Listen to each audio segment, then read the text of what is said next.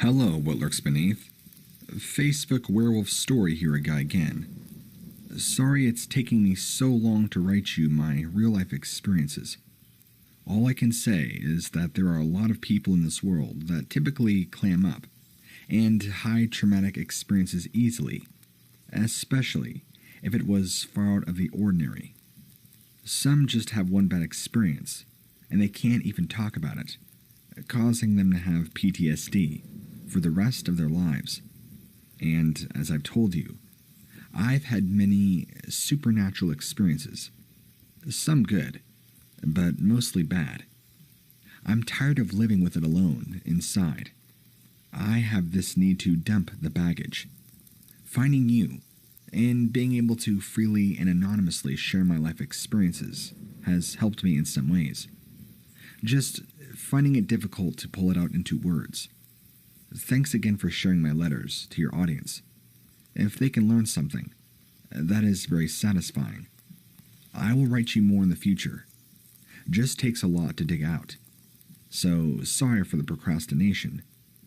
This was a long time ago, at the beginning of my life, in the 1970s, back when I was about 4 or 5. My family and I lived on Delisle Avenue in Roosevelt, New York. My parents had 5 daughters and me. On one occasion, my step-grandmother paid us a visit, along with my dad's father. It was a nice visit. But before she left behind a gift to my sisters. My parents did not know about it. For my sisters, we will use pseudonyms. Oldest to youngest is Diane, Carrie, Tina, Ada, Sarah, and myself, who came along 7 years after the youngest girl. After our grandparents left, Carrie and Tina, being the most rebellious of us, went down into the basement with the board. We lived in a simple one-level home with an attic and a basement. I was not involved, being so young at the time, but apparently they played with the Ouija board, asking it questions, and I happily was replying, quickly answering all their questions. It didn't take long, though, for them being only 14 and 16 to get a little freaked out about the supernatural movements and feelings they were getting from the board, and the negative energy change in the room. So, they put it up somewhere, hiding it in the basement. Carrie and Ada slept in one of the rooms of the basement, sharing it, having twin beds. One bed at one end of the room, and the other at the other end. That night, they went to sleep. About 3 a.m. or so, Ada woke up to the sounds of loud banging against the wall. They always kept a nightlight on, and she looked over and could clearly see Carrie partially lifted in the bed, getting her head banged against the wall, as though some invisible being, very strong, had had its hands gripping both sides of her head and violently moving her head back and forth against the wall. Ada screamed, ran to get Mom. At that time, my father was not there since he was an over-the-road truck driver. My mom, after frantically being told about what happened, lit a candle, grabbed her Bible, and went downstairs. Carrie was crying profusely, but at least the attack had stopped. My mom had opened the Bible, read some passages and prayers over the room. After finding out what all took place from the girls, since everybody was now awake, she took the Ouija board and broke it, trashed it. I know a lot of people will say that it will come back, but it never did. In my opinion, from later experiences, I believe that whatever that being was did not originate through the board, but use of the board awakened something that was already there. And this was not an old Ouija board, from what I've heard. I think our step-grandmom brought it brand new, as just novelty. So it's possible the board had nothing really attached to it yet, since not being frequently used. I think from what I've learned over the years, is it's the old ones that you really have to worry about. I believe those kinds should not only be prayed over, but specifically asked to close the portal to it. Then, anointed with blessed oil, preferably olive oil, so nothing gets released during the burning.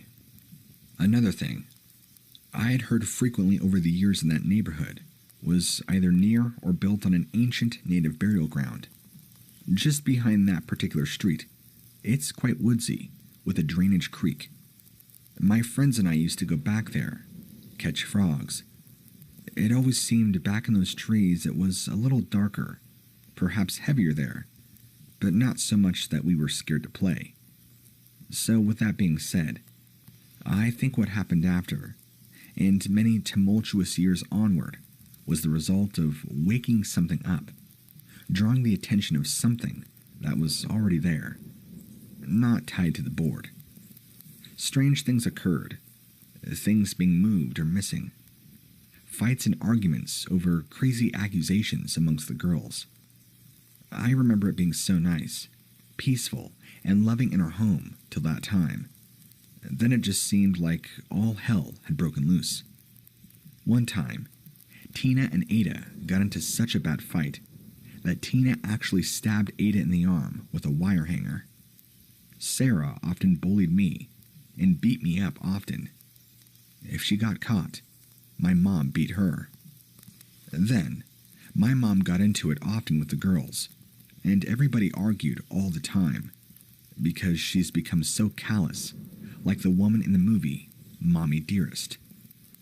Dad would come home and become insanely jealous, always thinking my mother was cheating on him.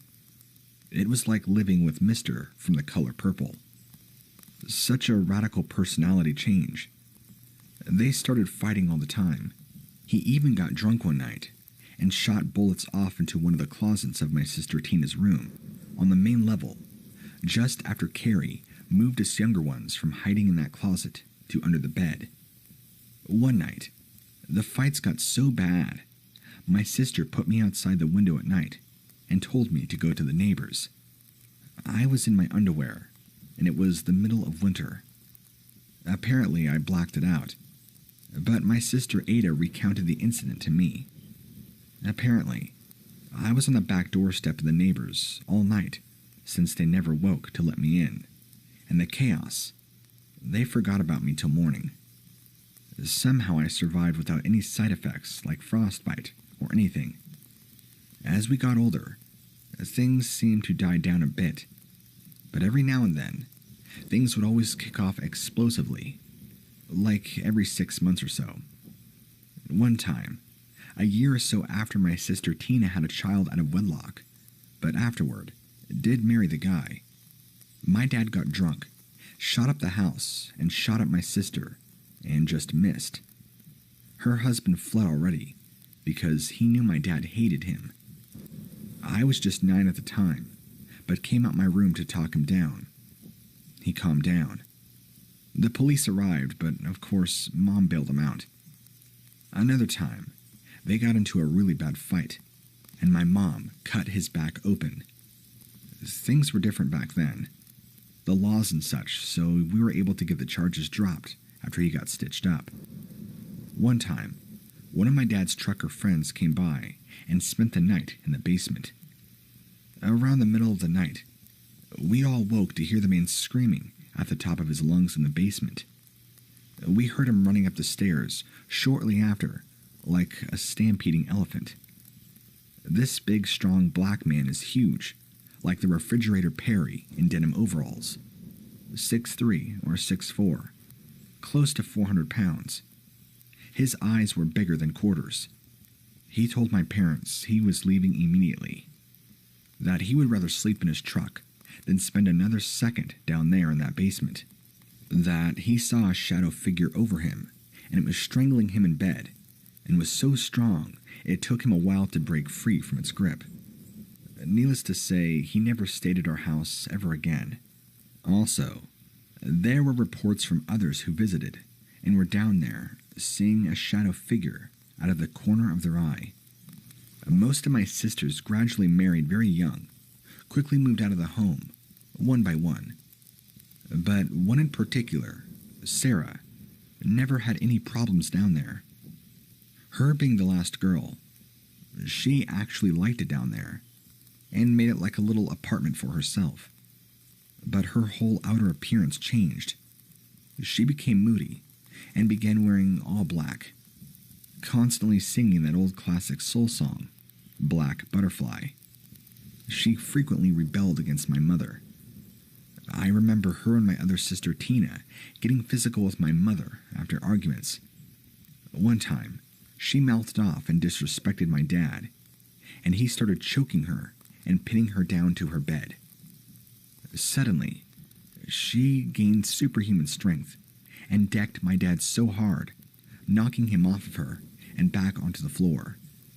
We're talking about a small teenage girl here, maybe 5'2" at best, knocking a fully grown 250-pound man onto his backside. She took off from home for a few days after, but eventually came back. She still loves wearing black to this day. Everything. I also had an incident, which I wonder if that thing followed me to school. We were called to recess back when I was in 5th grade. I was running at full throttle towards the door, when suddenly, something as only I can describe as a strong force held my right foot down, and I went sailing into the wall to the right of the classroom door. I landed perfectly between where the wall meets the door. I was bent into an L shape. I seized up, could not breathe. I thought I was going to die. The principal and nurse ran in, began telling me to breathe over and over again, rubbing my chest, telling me to relax. I eventually caught my breath and was carried to the nurse's room.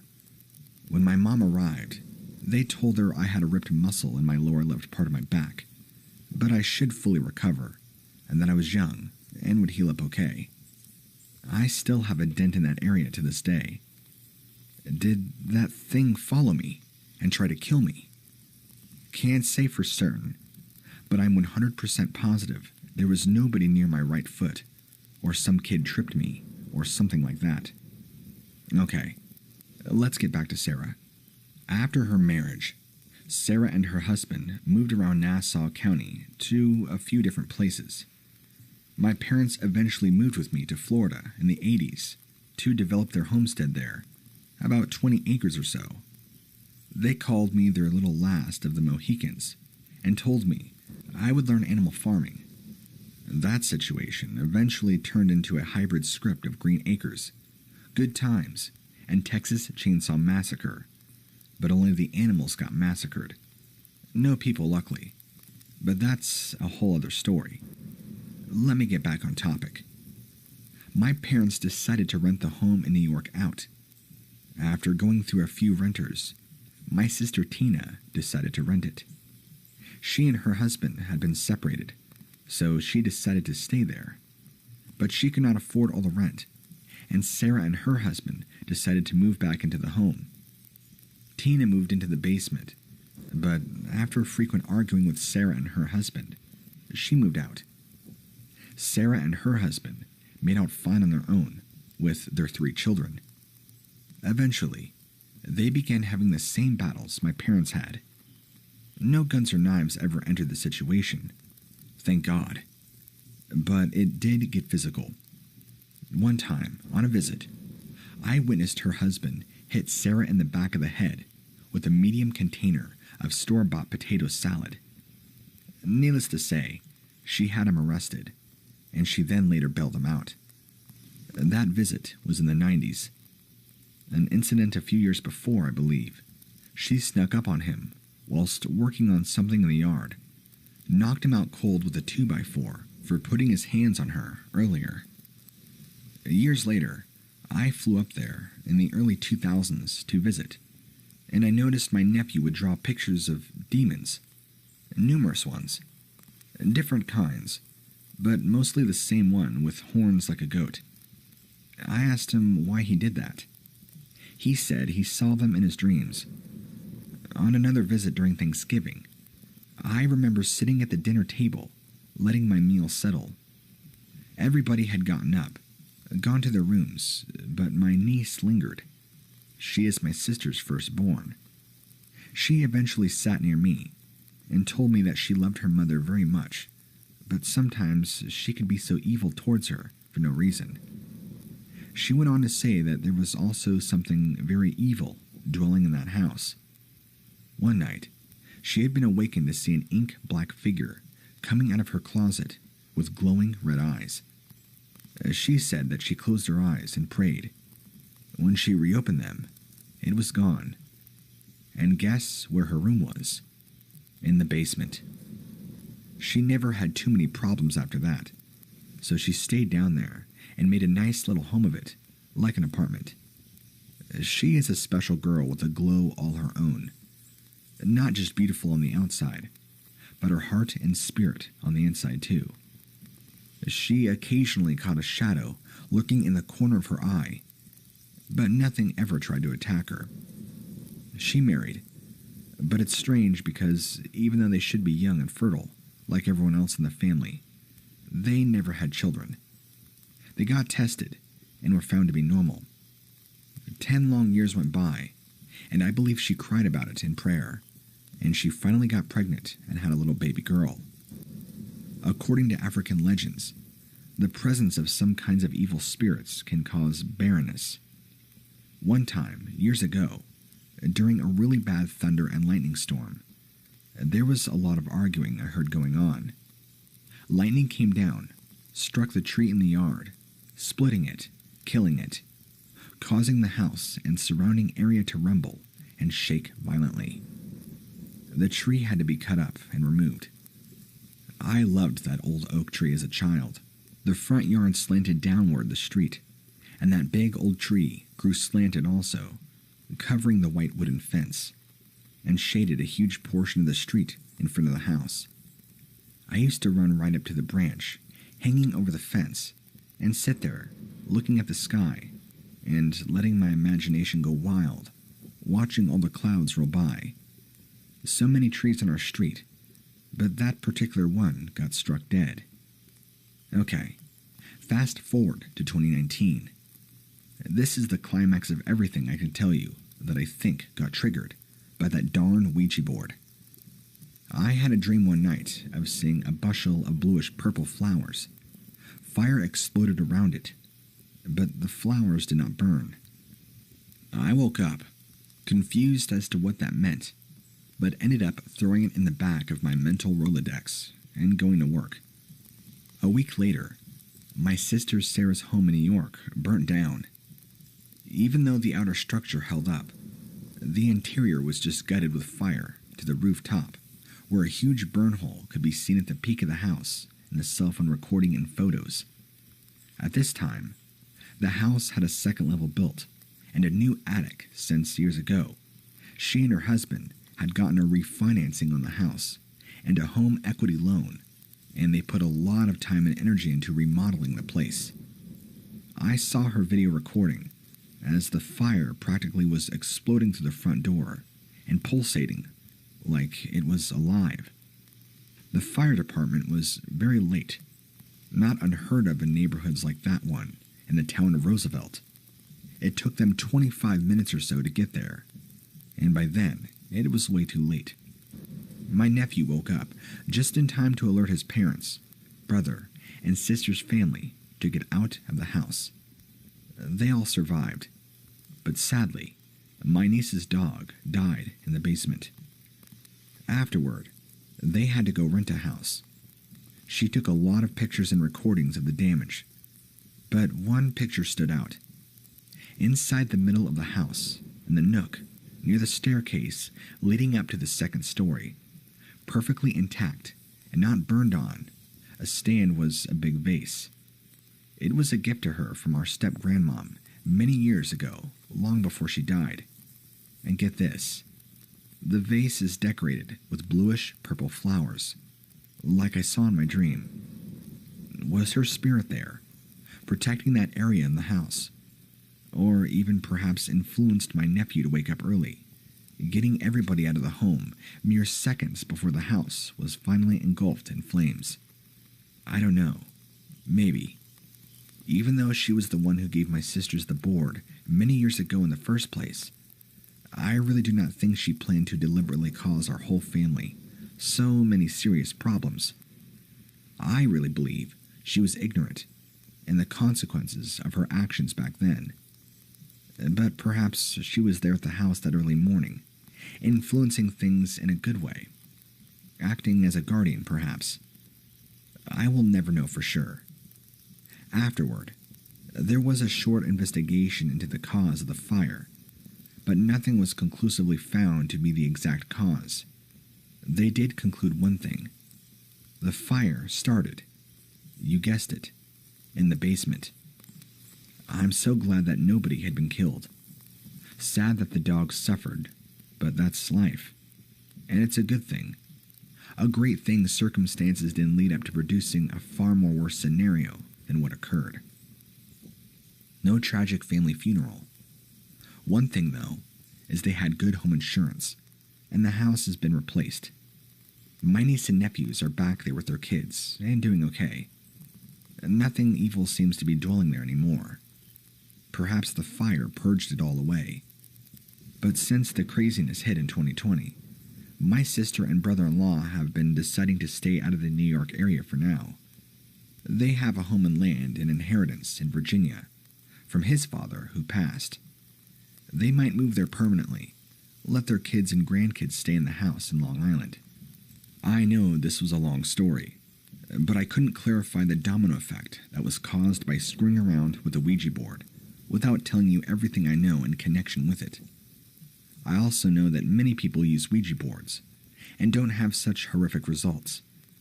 Like I said earlier, the major danger here was where it was used.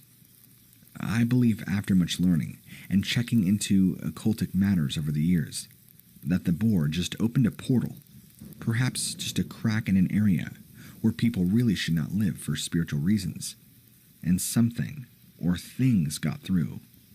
Violating the sanctity of burial grounds doesn't always lead to the poltergeist movie type scenario, but it's wise to check the history of the land or home that you plan to move to before you move to it. This is just one of many experiences that I've witnessed in my life, and even though I'm just a truck driver, I've spent much of my spare time reading books, investigating on the net about supernatural problems and what the average person can do to fight back when faced with terrifying situations, such as this one. In my opinion, after reading and studying, as soon as a problem occurred in the home, it should have been blessed. In every single room, with all the closets and cabinets open, and make sure your home is clean as a whistle beforehand. If you can't get a pastor or a priest, but you are a believer, you can just pray over the rooms yourself with a good book in hand, whilst asking for all the evil in your home to leave, with the windows open too. Make sure you specify in your prayer to request to close all portals in your home and on your land. Afterwards, you could light up incense or even a scented candle, because evil spirits hate fragrant scents. I would even go the extra mile and pray over some olive oil a touch, and put it on the window frames and door frames afterward. Remember, too, that if you want evil gone from your home, you and your family must not partake in evil. That can cause what you ask to come and help to withdraw from, and the evil can come back, with more help, I might add. There are many different things you can do, but these are the most simple that I know of. Never be afraid to talk to people you think might be able to help. Nasty situations, such as I've discussed, are very hard to deal with and should be avoided at all costs, being dealt with alone. Always seek help if at all possible.